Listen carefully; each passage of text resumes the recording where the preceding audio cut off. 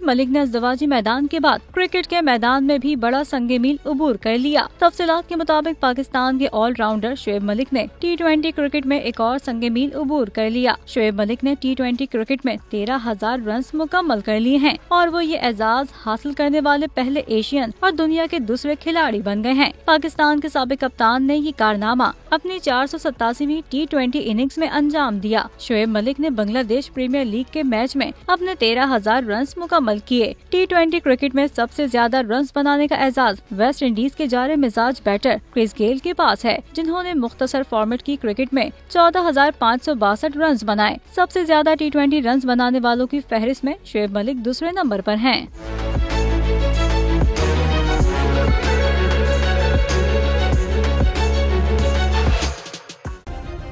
Subscribe करें और bell दबाएं ताकि कोई खबर रह न जाए।